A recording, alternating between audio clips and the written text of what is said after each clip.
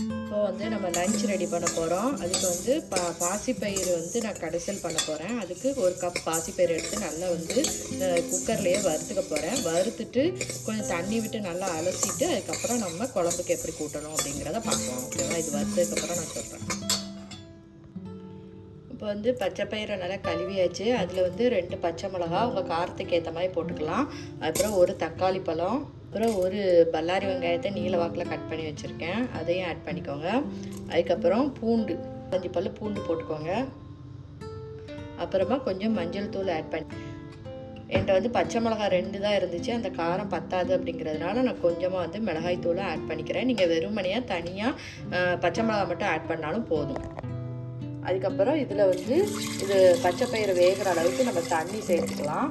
உப்பு வந்து நம்ம வெந்ததுக்கு அப்புறமா நம்ம ஆட் பண்ணிக்கலாம். ஓகேவா? இப்போ குக்கரை மூடி வச்சிடலாம். இது வந்து ஒரு 4-5 விசில் வரட்டும், நம்ம பார்க்கலாம். நம்ம பச்சை பயிறு கடையலுக்கு தாளித்து கொட்டிடலாம். அதுக்கு வந்து கொஞ்சமாக வந்து தேங்காய் எண்ணெய் விட்டுருக்கேன். அப்புறம் ஒரு 1/2 ஸ்பூன் மல்லி, ஒரு 1/2 ஸ்பூன் அளவுக்கு ஜீரகம் எடுத்திருக்கேன். அதை இதில் போட்டு பொரிய விட்டுடலாம்.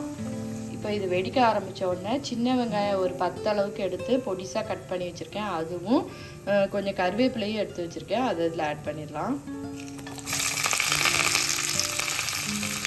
இப்போ இது பொரிஞ்சோடனே நம்ம குழம்புல சேர்த்துடலாம். பார்த்திங்கன்னா நல்லா வந்து வெந்துடுச்சு. இப்போ நல்லா கடைஞ்சி விட்டுக்கலாம். உங்களுக்கு வந்து தண்ணி பத்தாத மாதிரி இருக்குன்னா கொஞ்சம் வந்து சுடு தண்ணி ஊற்றிக்கோங்க, கரெக்டாக இருக்கும்.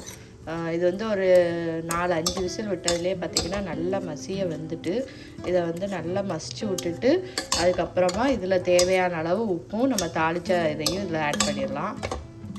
இப்போ இதில் தேவையான அளவு உப்பு போட்டுட்டு நான் காமிக்கிறேன். இது பார்த்திங்கன்னா தாளிசமும் ரெடி ஆயிடுச்சு, அதையும் இதில் சேர்த்து கொட்டிடலாம்.